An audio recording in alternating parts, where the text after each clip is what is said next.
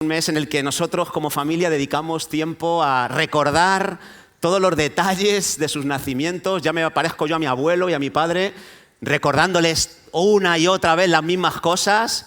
Imagino que ya está papá otra vez recordándonos las batallitas que ya no sabemos de memoria, pero me encanta y reconozco que incluso cada año me vuelvo más nostálgico, me entra una melancolía fuerte al ver que ya mis hijos tienen 14, 16 años y parece que fue ayer cuando salimos mi mujer y yo del hospital con ellos en brazos y sin embargo ya ha pasado un montón de años y bueno, pues para nosotros es muy especial ese mes por esto y también es un mes especial porque celebramos el nacimiento de Jesús y de la misma manera que repasamos lo que sucedió con nuestros hijos, también yo releo los pasajes del nacimiento de Jesús en esta época, reflexiono acerca de todos los detalles y me sorprende ver cómo cada año descubro verdades poderosas, nuevas para mi vida y es algo que yo disfruto bastante. Y ojalá que muchos de nosotros podamos disfrutarlo, porque sé que no todo el mundo disfruta de estas fechas por diferentes razones. Conocí hace unas semanas, hermanos, a un precioso hermano, un pastor hermoso, de verdad, de estos que cuando tú te cruzas con él, notas que aprecian y aman al Señor, son apasionados por Dios, por su obra, son personas que aman estudiar la palabra y no de manera superficial, sino profunda. Un hermano verdaderamente inspirador para mí, pero me sorprendió cuando él confesó públicamente que él no creía en la Navidad, que él no creía que deberíamos celebrar la Navidad. Y yo escuché atentamente los argumentos que él esgrimía para declarar esto, para definirse como una persona que no celebra la Navidad. Y entre otras cosas que dijo, él decía que la fiesta de la Navidad es una fiesta pagana. Y bueno, yo pensaba, fiesta pagana la que se celebraba en la época en la que nosotros celebramos la Navidad, porque no sé cuántos saben que el día 25 de diciembre no es el día que nació Jesús. Ese es otro argumento que esgrimen los que no están a favor de celebrar la Navidad. Se celebraban unas fiestas en el Imperio Romano llamadas las Saturnales, en honor al dios Saturno, y por eso algunos piensan que la Navidad es pagana, pero claro, si en la Navidad tú no honras al dios Saturno, sino que honras de una manera específica a Jesús, yo considero que no necesariamente tiene que ser pagano esto, ¿no? También decía él que ni Jesús ni la Biblia mandan celebrar la Navidad y por eso él no la celebraba. Y claro, yo también pensaba en la cantidad de cosas que hacemos hoy en día y que no fueron mandadas ni por Jesús ni por la Biblia. Por ejemplo, nosotros en esta iglesia, y sé que muchas otras iglesias también lo hacen, tenemos un ministerio infantil. Es decir, mientras nosotros estamos aquí, simultáneamente en las salas de arriba hay un número de 100 y pico de niños que están recibiendo la palabra, están recibiendo un tiempo de alabanza y diferente a este. Y en la Biblia no nos enseñan que debamos de hacer un grupo de niños, ni de preadolescentes, ni de adolescentes, ni de jóvenes, ni de matrimonios. Eso no aparece en la Biblia, no lo manda la Biblia. Pero ¿cuántos son bendecidos por este tipo de iniciativas, no? Especialmente los padres con niños seguro que lo agradecen muchísimo y dicen qué bendición, ¿no? Así que hay muchas cosas que la Biblia no manda hacer, pero no quiere decir que si las haces estás caminando en el error. Decía también el hermano que la Navidad es materialista y por eso no deberíamos celebrarla. Y entonces yo pensaba también que el hecho de que algunos la celebren de una manera equivocada no quiere decir que no se deba celebrar, porque hay cosas que la gente hace que son buenas, pero las hace de una manera equivocada. Por ejemplo, la sexualidad es buena, la sexualidad es una idea de Dios, el dinero no es necesariamente malo en esencia, pero hay gente que usa mal el dinero, usa mal la sexualidad y eso es lo que hace que sea erróneo. Pero si tú celebras la Navidad al margen del materialismo que nos propone nuestra sociedad, ¿deberíamos sentirnos mal? ¿Deberíamos sentirnos culpables? Y bueno, un montón de argumentos más que este precioso hermano, repito, esgrimía para ir en contra de esta celebración. Y lo que quiero decir es que este hermano, además de ser precioso porque ama a Dios y ama la palabra, también para mí era precioso porque este hermano también respetaba la posición de aquellos que decidían celebrar la Navidad. Él tenía su posición, pero él no se ponía como un predicador de la antinavidad. Él no hacía creer a aquellos que celebraban la Navidad que estaban haciendo algo que desagradaba a Dios, y por eso me pareció muy interesante. Él llegó a decir con sus palabras que si alguno celebraba la Navidad para el Señor la celebraba, y que estaba bien, y que los que no la querían celebrar por una cuestión de conciencia por el Señor, que también estaba bien. Y a mí me pareció también algo importante. Y yo quiero decir desde aquí que los que no quieren celebrar la Navidad por motivos de conciencia tienen mi respeto. Tienen mi respeto, pero yo decido celebrar la Navidad, pero no cualquier Navidad, sino una Navidad que dé a Jesús un lugar central en nuestras vidas. Así que para mí, la Navidad es una fiesta de Dios, sí, en tanto y en cuanto al celebrarla Jesús sea el centro de esa fiesta. Y te quiero animar a que lo hagas así. Si lo decides, si crees que es oportuno, es pertinente celebrar la Navidad de una manera que glorifique a Jesús, hazlo de esta manera. Y quiero invitaros a hacerlo extrayendo verdades eternas de ese evento, de ese hecho del nacimiento de Jesús. Verdades eternas que tienen el poder para consolarnos, para bendecirnos y para darnos poder. Quiero hablar acerca del nacimiento de Jesús como buenas noticias de gozo, buenas noticias que pueden empoderar nuestras vidas, pueden hacer que nuestras vidas cobren una fortaleza inexplicable. Y quiero hacerlo porque, aunque el nacimiento de Jesús es un hecho, es un evento en el que se manifiesta la debilidad de Dios, por decirlo de alguna manera, es un momento en el que vemos allá un niño frágil, dependiente, extremadamente frágil, extremadamente dependiente. Quiero decir que ese niño del pesebre, con toda su fragilidad, que es cierto que la tenía, con toda su fragilidad ese niño emana un extraordinario poder a su alrededor en esa condición de niño. Y quiero demostrarlo. Quiero demostrar que el nacimiento de Jesús, si te enfocas en él, si logras apreciar los matices de ese gran hecho que es Dios manifestado en carne, puede ocasionarte una fortaleza y puede provocar reacciones en tu vida que van a transformar tu corazón y tu entorno. Y por eso quiero hablar del pasaje que aparece en Lucas capítulo 2 para mostrarte el poder que se desprende de ese acto en el que Jesús... Voy a pedir a los demás que vayan un poquito más para atrás, que van un poco más deprisa. Quiero hablar de Lucas 2 y por eso quiero que me acompañéis, hermanos, a la palabra. Lucas 2, versículos del 1 al 7. Vamos a ir leyendo hasta el versículo 20, pero vamos a ver los primeros versículos y vamos a ver cómo Jesús desprende su poder, desprende su influencia, provoca cambios, movimientos en la gente que estuvo alrededor de este evento, y también vamos a ver cómo Dios puede hacer lo mismo en este siglo XXI en el que nos encontramos. Dice así, Lucas capítulo 2, dice: aconteció en aquellos días que se promulgó un edicto de parte de Augusto César, que todo el mundo fuese empadronado.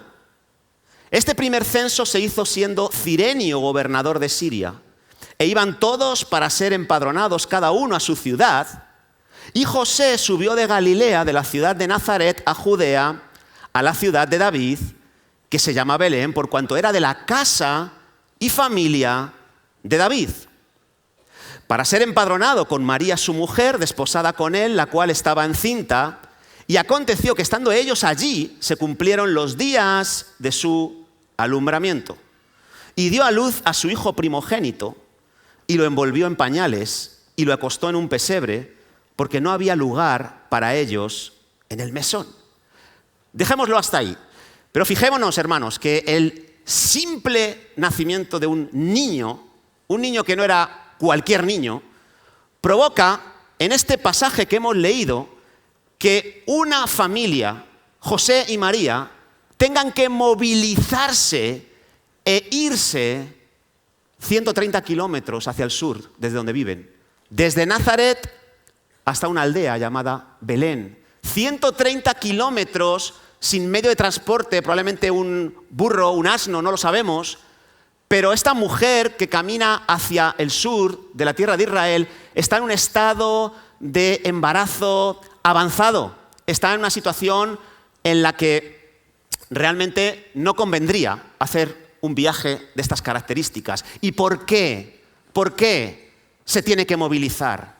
¿Por qué en estos días tiene que salir un edicto promulgado por el César de turno, Augusto, para que todos los judíos vayan a su ciudad natal y se empadronen? ¿Por qué? ¿Por qué? Pues porque Dios estaba detrás. Porque el nacimiento de Jesús empezaba a mover este tipo de acontecimientos históricos. Y lo que nos revela este pasaje es que, sin saberlo, Augusto César está jugando un papel decisivo, clave, en el cumplimiento de los propósitos de Dios. Lo que, sin saber, Augusto César, el día que decidió hacer este edicto, lo que sin saber está haciendo es demostrarnos un atributo de Dios que es el de la supremacía de Dios, que nos revela que Él siempre tiene la última palabra de cualquier hecho que acontece en este mundo, que Él es el Dios de la historia de la humanidad, que Él es el que decide cuándo se mueven reyes, cuándo se colocan reyes. Él es el que decide cuándo suceden ciertos acontecimientos a nivel mundial. Él es el que decide cuándo hay unos efectos migratorios en los que personas de un determinado lugar del planeta se van hacia otro. Él es el que mueve todo este tipo de acontecimientos y lo decide en base a sus propósitos benéficos. Lo decide en base a que es su voluntad. Y no hay César, por muy poderoso que sea, que pueda resistirse a la soberanía, a la supremacía de Dios. Y José y María sintieron esa fuerza invisible de la supremacía de Dios moviéndoles hacia un lugar en el que probablemente no es el que querrían estar ellos en ese momento. Pero entienden que era necesario para que se cumplieran algunas de las profecías del Antiguo Testamento relacionadas con el nacimiento de Jesús. Por ejemplo, déjame que te mencione algunas profecías que se están cumpliendo en este momento. En este momento en el que estamos abordando el pasaje del nacimiento de Jesús, Dios había prometido desde el Génesis capítulo 3, versículo 15, que sería necesario un Salvador humano, no angelical, un Salvador de hueso, de carne y sangre. Un Salvador humano sería el que podría quitarle el dominio y el poder a Satanás, ese dominio que tiene sobre la humanidad. Otra profecía, Dios también en Génesis capítulo 12, a través de Abraham le dice que el descendiente, ese descendiente humano que será el Salvador de la humanidad, debe ser judío y no gentil, debe ser alguien que nazca dentro de los límites de la tierra de Israel. En Génesis 49 se nos dice algo más acerca de este ser salvador. Sería de una tribu de las 12. No de cualquier tribu, sino de una solo, de la tribu de Judá. De ninguna otra. Y por eso, José y María, que no estaban en la región de Judá, tenían que trasladarse instantes antes de que ese niño naciera. Porque era necesario que se cumpliera la palabra de Dios. Otra profecía, sería descendiente de David. Sería descendiente de David. Y por eso no fue casualidad que Dios escogiera a María, que era descendiente de David, como hemos leído. Pero es que encima Dios escogió que la pareja de María fuera José, que también era descendiente de David, por si hubiera dudas. Y aunque José no era el padre biológico de este niño, pero sí ese nacimiento del niño provocó en él también algo interesante, un compromiso incondicional con esa mujer llamada María, que un día apareció en casa cuando todavía no se habían conocido, cuando todavía no habían tenido relaciones sexuales, y dice: estoy embarazada. Y buenas noticias, es de un ángel. Tú imagínate. Pero la fuerza de este niño, el poder que desprende incluso antes de venir a este mundo, provoca en un hombre que se comprometa incondicionalmente con este proyecto, aunque para él le va a suponer vituperio, rechazo, burla de los contemporáneos. Y esa es la fuerza del niño, que mueve para el cumplimiento de sus propósitos. Esa misma fuerza que provocó que una estrella fuera de Oriente hasta el mismo lugar donde nació este niño. Una estrella, un objeto celestial. Algunos dicen que fue una conjunción de planetas. Pero qué casualidad que también movilizó el nacimiento de este niño los elementos celestiales. Este niño que movilizó juntamente con esa estrella a una serie de astrónomos que venían de Oriente, algunos dicen de la India, y que cargaron un montón de regalos para acercarse hacia Belén y conocer a ese niño. Y a pesar de que el trayecto no era fácil, era por el desierto, ese niño hizo que se movieran esos reyes. Y ese niño también provocó unas sensaciones, unos sentimientos extraños en el rey Herodes cuando se enteró del nacimiento de este niño. En este caso no fueron tan positivos, sino fueron emociones muy negativas. Y quiso matar a todos los niños menores de 2 años que habían nacido en Belén. Este niño movió a José y a María de Nazaret a Belén, como estamos viendo. Y eso nos hace recordar, como digo, la eficacia de la palabra de Dios. Así que en esta Navidad, al ver este relato, recuerda, la palabra de Dios es eficaz, es viva, es inerrable, se cumple independientemente de lo que pueda suceder alrededor. Fíjate este pasaje de Isaías 55:10.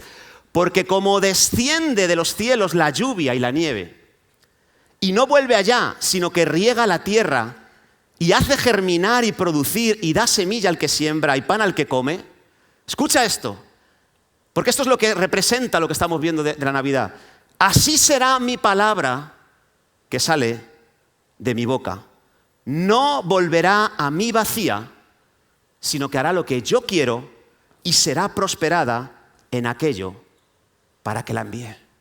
Así que este es el poder eficaz de la palabra. Dios determina algo, Dios decide que se haga algo y se cumplirá de esa manera. Es seguro, es fidedigno que Dios va a hacer posible aquello que Él ya ha determinado previamente, aquello que ya ha expuesto. Dios prometió a Abraham una descendencia numerosa, una tierra en la que habitar.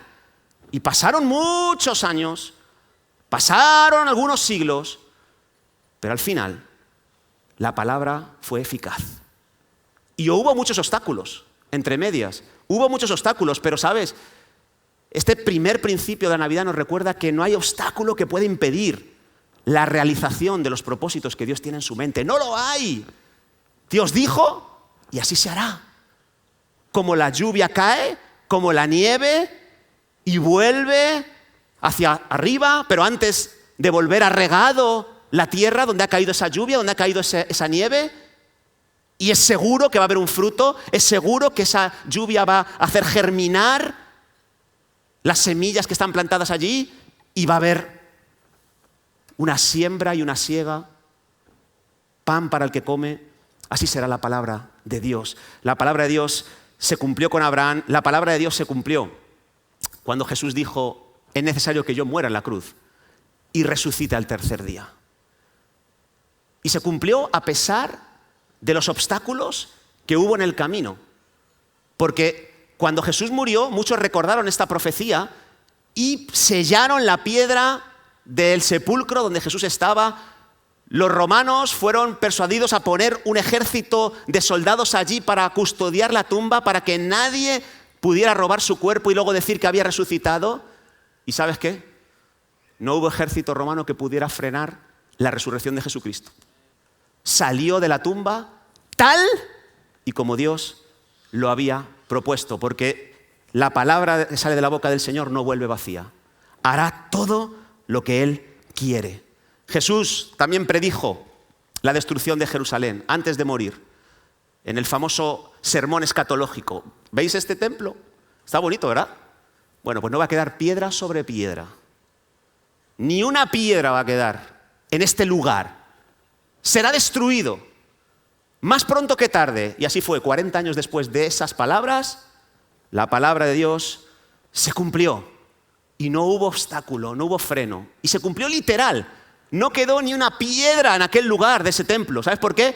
Porque estaba revestido de oro y fue incendiado el templo El oro permaneció allí y la gente se llevó las piedras a su casa como si fueran lingotes de oro.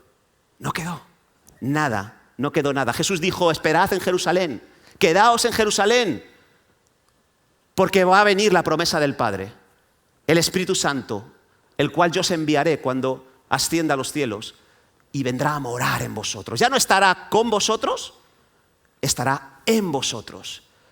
Y hubo 120 que se lo creyeron. Hubo 120 que creían que la palabra de Jesús, la palabra de Dios es eficaz y se quedaron allí 10 días, 10 inquietantes días sin trabajar, sin estar muchos con la familia, pero estaban ahí creyendo que la palabra de Dios se cumpliría y se cumplió. Y se cumplió una vez más. Así que hay un montón de promesas para nosotros que están por cumplirse. Y la pregunta es, en esta Navidad, ¿puedes creer que es eficaz esa palabra de Dios para tu vida? ¿Puedes creer que Dios va a cumplir lo que ha dicho acerca de ti? ¿Va a cumplir en ti lo que ha dicho cuando decidimos aplicar los principios que se desprenden de la palabra? ¿Vas a creer que es eficaz esto? No os veo muy convencidos, ¿eh? ¿Vas a creer? El nacimiento de Jesús nos invita a creer en sus promesas, pero también nos invita a conformar nuestras vidas a su palabra. Si es eficaz su palabra, si es eficaz, entonces yo voy a moldar mi vida a los principios de su palabra. Voy a moldar mi mente a las verdades que están registradas en su palabra. Voy a cultivar actitudes que vayan acorde a su palabra. Voy a guiar mis pies en la dirección que me marque su palabra, porque si es tan eficaz, yo tengo que conformarme. Y eso es lo que le pasó a María. Cuando María recibió el encargo de ser el vientre del que nacería el Salvador de este mundo, ¿qué dijo ella? He aquí la sierva del Señor. Hágase conmigo conforme a tu palabra. Me conformo a tu palabra. Me alineo a tu palabra. Dejo que tu palabra sea la lumbrera de mi vida. Dejo que tu palabra sea la que marque mi destino, la que marque el tipo de creencias que yo voy a tener, la que dirija mis pasos. No van a ser mis propios deseos, no van a ser mis propias ideas. Dijo María, yo quiero hacer lo que tu palabra me pide. Y lo demostró. Lo demostró en este estado de embarazo. Había que ir a Belén porque se tenía que cumplir la palabra. Y ella lo hizo, seguramente con algún dolor de lumbago, como el que tengo yo, seguramente con agujetas en las pantorrillas si iba en un asno, seguramente mal durmiendo y mal comiendo en el camino hasta llegar a Belén, seguramente en una noche fría cuando llegó allí a Belén y tuvo que dormir en un establo, pero ella dijo, he aquí, soy la sierva del Señor y quiero que se haga conmigo conforme a tu palabra. Y esto no es fácil, hermanos. No es ni siquiera fácil llegar a una casa que tiene unas costumbres diferentes a las nuestras y conformarnos a las ideas de las personas que nos han recibido en su casa. Hay gente que no se quiere alojar en otros lugares porque no está dispuesta a conformarse a las costumbres que tienen las personas que le están hospedando. Hay personas que cuando llegas a su casa te tienes que quitar los zapatos porque no quieren que entres con sus zapatos. Y tú puedes decir, pues sabéis que no me gusta quitarme los zapatos, porque pueden pasar cosas olorosas. Hay personas que tienen unas costumbres alimenticias y cuando vas a su casa a comer te ponen lo que ellos consideran que es lo mejor. Y a lo mejor dices, pues si es que yo con esto me voy a quedar con hambre. Pues es que esto verde, solo verde. Cuesta conformarnos a las costumbres, a las ideas que tienen las personas cuando nos hospedan o cuando vamos a ciertos lugares. Del mismo modo, seguro que nos cuesta conformarnos a los principios de la palabra, pero Navidad nos recuerda que necesitamos conformarnos a su palabra si queremos ver la eficacia de ella obrando en nuestra vida. Déjame mencionarte algunas cosas que de cara a estas Navidades y de cara al año que viene podrías hacer para conformar tu vida a los principios de la palabra. Por ejemplo, adoptar una vida piadosa, una vida de devoción a Dios. ¿Cuántas veces la Biblia dice que esto nos conviene? ¿Cuántas veces nos dice la Biblia que poner a Dios en el primer lugar va a ser beneficioso para nosotros, va a traer gozo a nuestra vida, va a traer alegría, va a traer paz? Pero ¿cómo cuesta conformar tu vida, conformar tus hábitos, conformar tu tiempo a esa vida piadosa que Dios nos pide? Veo grandes hombres y mujeres de Dios que decidieron actuar de esta manera, siendo conscientes de que la palabra de Dios era eficaz. Veo a Daniel, por ejemplo. Él creía que necesitaba una vida devota, una vida espiritual, apasionada por Dios. Y por eso, él tenía la costumbre de orar 3 veces al día y de estudiar su palabra. Y no dejó de hacerlo, aun cuando vino un rey y estableció un decreto que prohibía hacer este tipo de prácticas. Prohibía orar a cualquier otro Dios que no fuera Él. Pero Daniel dijo, soy un siervo del Señor y tengo que hacer conforme a su palabra. Y él conformó su vida a esta experiencia de tener una vida piadosa y oraba 3 veces al día. Lo mismo hacía David, que no se conformaba con 3 veces al día, sino que creó toda una estructura de alabanza, de adoración, de oración, de exposición de su palabra, y convirtió el tabernáculo en un lugar de adoración 24 horas al día, 7 días a la semana. Y créeme que no era fácil hacerlo. No era fácil organizar a todos los levitas por turnos para que nunca faltara el incienso, para que nunca faltara la adoración, para que nunca faltara la alabanza.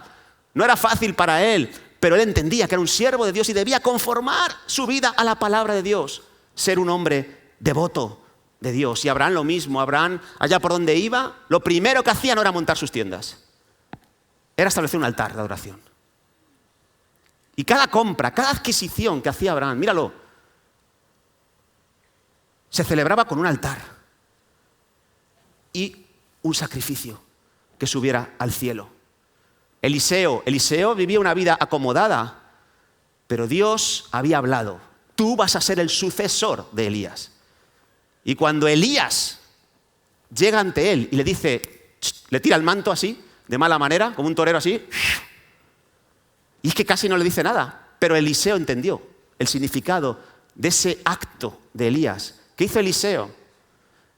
Eliseo no dijo, es que ahora no me viene bien, es que me va muy bien en mi negocio familiar y todavía tengo muchas cosas que hacer antes de abandonarlo todo y seguirte. No. Se despidió de su familia, lo dejó todo y le siguió porque él entendía que era un siervo de Dios y tenía que vivir conforme a la palabra de Dios. Ahora también vamos a tener que conformar nuestra vida a la palabra, no solo para vivir una vida de devoción a Dios, también una vida de amor y de bondad hacia los demás. Y especialmente en Navidad, ¿verdad? Hay mucha gente que no le gusta la Navidad, pero no por cuestiones espirituales ni doctrinales, porque no queremos ver al cuñado. Porque vamos a tener que compartir mesa con la suegra. Porque otra vez mis sobrinos gritando, no lo puedo soportar. Pero si tú quieres vivir conforme a la palabra, vas a tener que adaptarte. Si tú quieres amar a todos, incluso a los que menos sensaciones positivas te producen, vas a tener que hacer un esfuerzo de adaptación. Le pasó a Ruth. Ruth sentía como una especie de fuego interno hacia su suegra, Noemí. Después de que ella había perdido a su marido y ella había decidido trasladarse de Moab a Belén, ¿saben lo que hizo Ruth? Mostró un amor excepcional, una lealtad increíble hacia su suegra y se quedó con ella. ¿Y por qué lo hizo? Por temor, para conformarse a la palabra eficaz de Dios. Y ya lo creo que fue algo positivo para Ruth. Allí encontró un nuevo marido, un marido que la hizo más digna que el anterior, que le dio más bendición que el anterior. Lo mismo Dorcas. Dorcas es una mujer que aparece en el libro de Hechos y es una mujer que también vive conformando su vida al amor y a la bondad de Dios por otros. Y la vemos a una mujer ahí que es recordada por sus obras de caridad, por el trabajo que hacía con sus propias manos para traer un vestido a mujeres viudas que no tenían nada, que estaban desahuciadas. Vemos a personas como ellos. Y también, Si queremos conformar nuestra vida a la palabra de Dios, no solo vamos a tener que adoptar hábitos de devoción a Dios, no solamente vamos a tener que practicar el amor y la bondad por otros, sino que también, hermanos, vamos a tener que aplicar principios éticos y morales de la Biblia en todas las áreas de nuestra vida. Si queremos conformar nuestra vida a la palabra de Dios, va a haber momentos en los que vamos a tener que salir corriendo, como José en Egipto, que estaba siendo tentado sexualmente. Sus ojos estaban viendo algo de gran contenido sexual que le estaban empujando a cruzar una línea roja de la que iba a salir mal parado. Pero ¿qué hizo él? Él no dio lugar a sus pasiones, sino que conformó su vida a la palabra de Dios y tomó una decisión ética, moral. No quiero tocar a esa mujer. Y como veo que estoy siendo seducido por ella, me salgo corriendo. Lo mismo sucedió con Nehemías. También él entendía que ser un siervo de Dios implicaba conformar su vida a los principios de justicia de la palabra de Dios. Y cuando fue a Jerusalén a reconstruir los muros, se enfrentó a suculentas ofertas para enriquecerse. Se enfrentó a la corrupción política. Se enfrentó a la injusticia social que se estaba practicando en aquella época. Y dijo, yo no puedo tolerar esto porque soy un siervo de Dios y quiero que en mi vida se haga conforme a la palabra.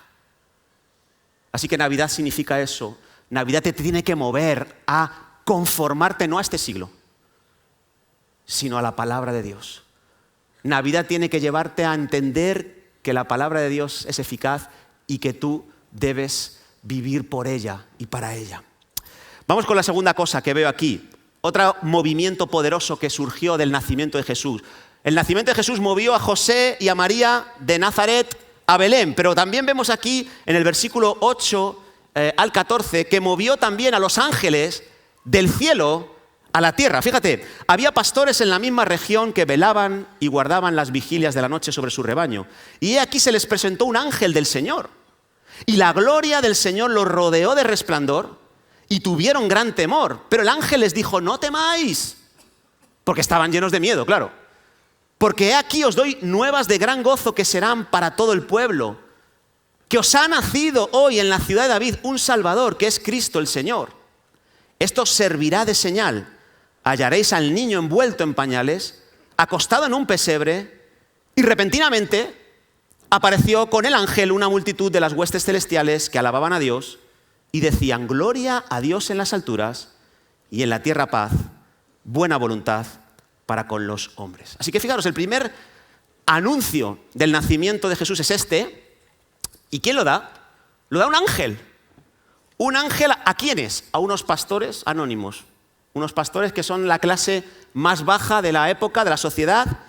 Y después del anuncio de este ángel, aparecen más ángeles.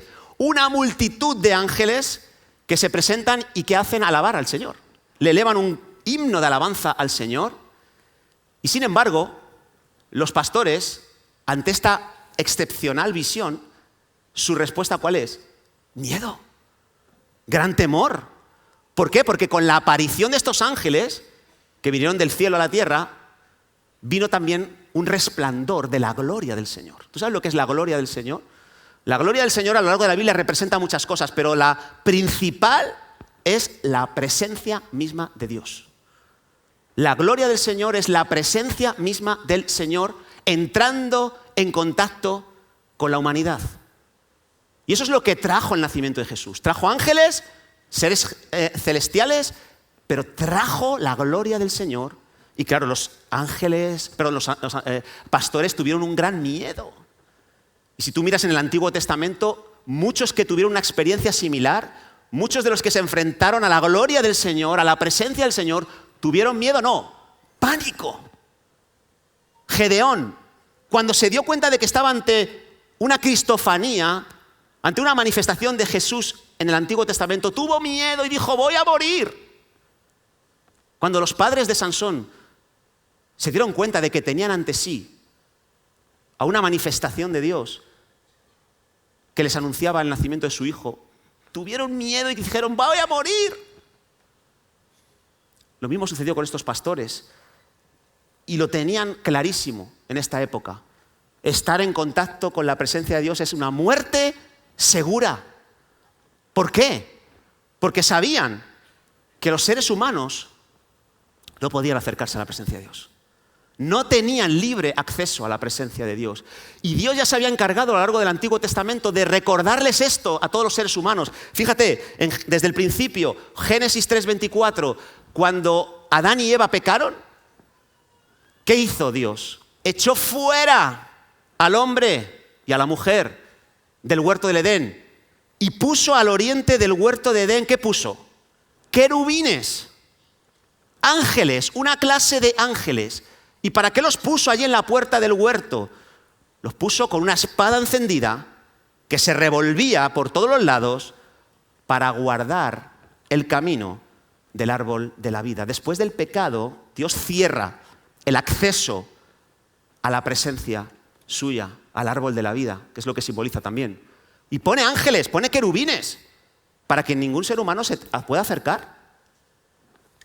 En Éxodo 25:17 sigue desarrollando esta idea. Dios dice, cuando le revela a Moisés el tabernáculo que tiene que confeccionar, y le habla específicamente de un arca, dice que encima de ese arca harás un propiciatorio de oro fino, cuya longitud será de 2,5 codos y su anchura de 1,5 codos, y harás también en ese propiciatorio, en la parte de la tapa del arca, 2 querubines de oro, labrados a martillo, los harás en los 2 extremos del propiciatorio. Harás pues un querubín en un extremo y otro querubín en el otro extremo de una pieza. Con el propiciatorio harás los querubines en 2 extremos. ¡Wow! Yo no sé tú, pero acabamos de estudiar los 10 mandamientos en Seseña y el segundo mandamiento es no te hagas imagen de nada de lo que está en el cielo, ni en la tierra, ni debajo de ella. Pero no sé vosotros, pero yo aquí veo que Dios está diciéndole a Moisés que haga una imagen de seres que están en el cielo. ¿Está promoviendo la idolatría Dios? ¿O nos está lanzando un mensaje muy claro para que no se nos olvide? La presencia de Dios está reservada para aquellos que son santos. Y tú no lo eres, así que cuidado con acercarte a la presencia de Dios. Ahí están esos 2 querubines, los mismos que puso en el Edén después del pecado, con espada, moviéndose de un lado para otro para que nadie pudiera acceder al árbol de la vida. Aquí en el arca se nos vuelve a recordar lo mismo. No te acerques a la presencia de Dios, porque vas a morir. No te acerques. Y los ángeles están ahí, los querubines, en la tapa, diciéndote, fuera. Ni siquiera sus ojos los ojos de los querubines estaban tapados por sus alas y ni siquiera estaban mirando, hablando metafóricamente, cuando la gloria de Dios, cuando la presencia de Dios se manifestaba dentro del pueblo.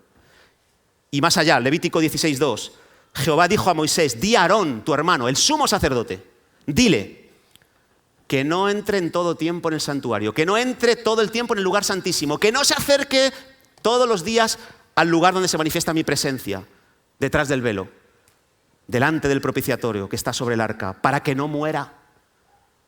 No se puede acercar, ni siquiera a él cuando le dé la gana, porque yo apareceré en la nube sobre el propiciatorio. Y todos sabéis que hay una fiesta judía, se llama el Yom Kippur, el día de la expiación, que celebra el único día del año en el que un hombre podía estar en la presencia de Dios. El único día. Y esa era la mentalidad. Y claro, llegan los pastores y se encuentran a los ángeles. Aquellos que están custodiando la presencia de Dios, ahora la traen. Ahora traen la gloria de Dios. Y ellos se susten, vamos a morir, vamos a morir. Y les dicen, no, os doy nuevas de gran gozo. Nuevas de gran gozo, os ha nacido un Salvador. Y ese Salvador va a permitir que tengáis acceso a la presencia de Dios ilimitado. Todos vosotros, toda la humanidad. Así que Navidad es un recordatorio de que podemos acercarnos confiadamente al trono de la gracia. Que la gloria de Dios se ha acercado a nosotros, a todos y cada uno de nosotros, para poder disfrutar de su presencia en el día a día. Por eso, el anuncio de Jesús en Isaías 7:14 dice que el Señor nos dará señal, la Virgen concebirá y dará a luz un hijo. ¿Y cuál será el nombre del hijo? Emmanuel, ¿Qué significa? Dios con nosotros. ¡Feliz Navidad! Podemos tener acceso a la presencia de Dios, todos nosotros. No necesitas ser de la tribu de Leví, no necesitas ser un sumo sacerdote, no necesitas que sea un día concreto del año. Todos los días, todo el tiempo, puedes tener cercanía con la presencia de Dios. Eso es lo que representa esta segunda reacción que provoca el nacimiento de Jesús, hermano. Representa la presencia divina viviendo en nuestro día a día. ¿Eres consciente de esto?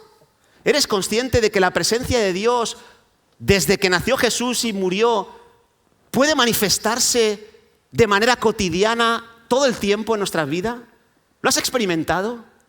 ¿Has experimentado en tu vida encuentros significativos? Gente que te cruzas en la calle, gente que te cruzas en tu casa y que son personas que están acercándote la presencia de Dios a tu vida. Yo he alojado a mucha gente en mi casa. A mí me gusta ser hospitalario y si hay algún misionero que viene de visita, está de paso, a mí me encanta recibirle en mi casa. ¿Y saben lo que me he dado cuenta? De que muchos misioneros, no todos, muchos misioneros son ángeles. Son mensajeros de Dios. Son enviados de Dios. Son gente que me ha acercado la presencia de Dios a mi hogar. La ha acercado a mi vida, la ha acercado a mi matrimonio, la ha acercado a mis hijos. Muchos misioneros han venido y sin conocerme de nada me han brindado un apoyo de diversas maneras. Muchos misioneros han traído una palabra de Dios y yo sabía que no eran hombres los que estaban hablándome, era Dios mismo. Y eso es lo que representa la Navidad, la presencia divina cerca de ti, manifestándose en tu día a día. Esta semana tuve una conversación con una pareja. Me comentaron algo así de pasada en la conversación que provocó un pellizco en mi alma. Provocó como cuando alguien está escribiendo con una tiza en una pizarra y rechina, ¿verdad? Que te estremece internamente. Pues lo que me contaron me estremeció, pero no era algo pecaminoso, pero era algo que... Pero dije, bueno, no voy a decir nada porque no es importante, no es importante. Y mira, por la noche no podía dormir. Por la noche había algo que me estaba inquietando. A las 5 de la mañana ya con los ojos así, digo, ¿qué está pasando? Y de pronto, con una claridad increíble, venía a mi mente todo un discurso que yo tenía que compartirles a ellos. Con una claridad que me levanté y me puse a escribir. Lo escribí y lo envié con miedo. Digo, no sé cómo me van a ver a partir de esto, pero lo sentía con tanta fuerza, sentía que la presencia de Dios era la que me estaba impulsando a no dormir más, me estaba dictando lo que yo tenía que escribir. Lo escribí y ya tenía yo que tomar la decisión. Le di a enviar y en menos de 30 minutos ellos me respondieron. ¡Wow! Tienes razón, gracias. No lo habíamos visto así. Vamos a conformar nuestras vidas a la palabra de Dios. ¡Wow! Y yo dije, no soy yo. Es Dios. No salió de mí, yo no quería, yo no me quería meter en ese fregado. Pero la presencia de Dios en nuestro medio permite que haya momentos de claridad, momentos de reflexión que pueden ser utilizados por otros para enderezar sus vidas. ¿Te ha pasado? La presencia de Dios puede hacer cambios en tus hábitos diarios que no podrías hacer por ti mismo. Hermanos, hace 26 años a mí me encantaba fumar. Era uno de los grandes placeres que yo tenía. Y cuando yo me convertí, entendí que este tipo de hábitos a mí no me beneficiaban. Pero yo siempre decía, sé que no me beneficia, sé que es dañino, sé que es nocivo, pero me gusta fumar. ¿Cómo voy a dejar yo de fumar? Pues la presencia divina vino en una ocasión en la que yo me encendí un cigarro y de ese cigarro lo que era como si yo estuviera fumando heces de animal. Me provocó un rechazo, un asco, que nunca más. No, mi proceso, el de otros puede ser diferente, pero mi proceso no fue, voy a reducir de dos cajetillas de tabaco a una, y luego de una a media, y así poco a poco. ¿Qué va? Yo no podía dejar de fumar, me gustaba. Y después de un cigarro, hubo algo que sucedió en mi interior que me hizo aborrecer eso, y nunca más. La presencia divina en nuestro medio, ayudándonos a cambiar personalmente. ¿Has experimentado esto tú? Es algo maravilloso. Y por último, hermanos, su nacimiento movió a José y a María de Nazaret a Belén, movió a los ángeles del cielo a la tierra, y la gloria del Señor les acompañó también en ese viaje. Y también su nacimiento también movió a los pastores que habían tenido esa revelación del campo en el que estaban cuidando a sus ovejas hacia el portal de Belén, hacia el lugar donde había nacido Jesús. Fijaros, versículo 15, sucedió que cuando los ángeles se fueron de ellos al cielo, los pastores se dijeron unos a otros, pasemos pues hasta Belén y veamos esto que ha sucedido y que el Señor nos ha manifestado. Vinieron pues apresuradamente y hallaron a María y a José y al niño acostado en el pesebre, y al verlo dieron a conocer lo que se les había dicho acerca del niño. Y todos los que oyeron se maravillaron de lo que los pastores les decían. Pero María guardaba todas estas cosas, meditándolas en su corazón, y volvieron los pastores glorificando y alabando a Dios por todas las cosas que habían oído y visto, como se les había dicho. Así que los pastores también son movidos por el nacimiento de Jesús para irse de los prados a la ciudad de Belén. Y había cierta distancia, pero estuvieron dispuestos a recorrer esa distancia para ver a este niño. Y después de buscarle, porque ¿cómo iban a saber dónde había nacido? Lo hallaron. Y estaba allí, en ese estado de fragilidad y dependencia, envuelto en pañales, acostado en un humilde pesebre. Un pesebre es un comedero de animales. Allí estaba ese niño. Sin embargo, ellos dieron a conocer el mensaje que habían recibido de los ángeles. Se colocaron en el lugar de los ángeles. Ahora ellos eran los mensajeros de las buenas noticias del nacimiento de Jesús. Y los que lo oyeron, dice que se maravillaron. Y todos glorificaron y alabaron a Dios. Maravilloso. Así que estos pastores fueron movidos a recibir por fe el mensaje que habían recibido de los ángeles. Fueron movidos a responder con una obediencia inmediata, una obediencia sacrificial, una obediencia ilógica. Fueron movidos a buscar al niño por toda la ciudad de Belén hasta que lo hallaron, y fueron movidos a compartir las nuevas de gran gozo, las buenas noticias a los que estaban allí alrededor. Y luego se volvieron gozosos alabando a Dios, gozosos por la salvación que habían visto. Y este es el último punto que representa la Navidad. La Navidad representa el hecho de que podemos ser usados para traer gran gozo a las personas que están a nuestro alrededor. ¿No crees? Alguien tan humilde como tú, alguien tan humilde como yo, alguien tan humilde como los pastorcillos, pueden ser usados para traer gozo, alegría, salvación a personas que están a nuestro alrededor. Alguien tan humilde como los pastorcillos se sienten con la necesidad de gritar: os ha nacido un Salvador.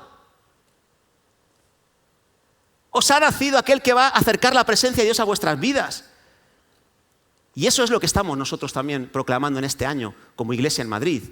Venid en pos de mí y os haré pescadores de hombres. No puedes ser seguidor de Jesús sin convertirte en un pescador de hombres. Va de la mano. Si tú eres consciente de lo que significa el nacimiento, la muerte de Jesús, vas a ser movido por esa fuerza, vas a ser movido a compartir con otras personas. Lo mismo le pasó a la mujer samaritana. Después de un encuentro con Jesús, fue movida a dejar de esconderse, porque hasta ese punto se escondía de la gente. Y fue a compartirles acerca de las nuevas de gran gozo que había encontrado en Jesús, y convirtió a sus conciudadanos de una manera maravillosa. Lo mismo pasó con Leví y Mateo, el publicano. Se encontró con Jesús y fue movido de manera natural a compartir las buenas nuevas con las personas de su entorno, que muchos de ellos eran de mala reputación, y les hizo una fiesta, invitó a Jesús, porque la fuerza del nacimiento de Jesús nos lleva a creer que podemos ser usados para beneficiar a otros. Y eso es algo maravilloso. Y lo mismo le sucedió al endemoniado gadareno, que también fue liberado por Jesús y fue directamente a su familia, a los de su ciudad, a compartir esa misma realidad. Así que, hermanos, la Navidad es una fiesta que podemos celebrar, y la podemos celebrar si Jesús es el centro. Y cuando lo hagas, cuando busques a Jesús en medio de estas fechas tan señaladas, hay algo que te puede mover, porque de ese niño frágil, de ese niño extremadamente dependiente, surge una fuerza, un poder, una energía que te lleva a movilizarte para cumplir su voluntad, a movilizarte para acercarte confiadamente al trono de la gracia y hallar misericordia y alcanzar gracia para el oportuno socorro. Y sobre todo, este nacimiento de Jesús puede movilizarte para enriquecer a muchos que hoy viven en la oscuridad más absoluta en sus vidas. El nacimiento de Jesús tiene esa capacidad de movernos hacia Dios y hacia los que están a nuestro alrededor. Quiera Dios que de la misma manera que Dios estuvo dispuesto a dormir en ese sucio pesebre, en ese humilde pesebre, pueda también estar en disposición de habitar en tu interior si aún no le conoces. Quiera Dios que salgas de aquí motivado a creer que por muy humilde que te creas, por muy incapaz e incompetente que te creas, Dios te puede usar como usó a estos humildes pastores que eran analfabetos, que no tenían estudios, que eran lo vil, lo menospreciado. Jesús quiere seguir transformando nuestras vidas, quiere seguir usando nuestras vidas, y la Navidad nos lo dice a gritos. Y el que tenga oídos, oiga lo que Jesús nos está diciendo en ese humilde pesebre. Te quiero usar, te quiero salvar, te quiero transformar. Amén. ¿Por qué nos ponemos en pie, hermanos? Y terminamos con una canción.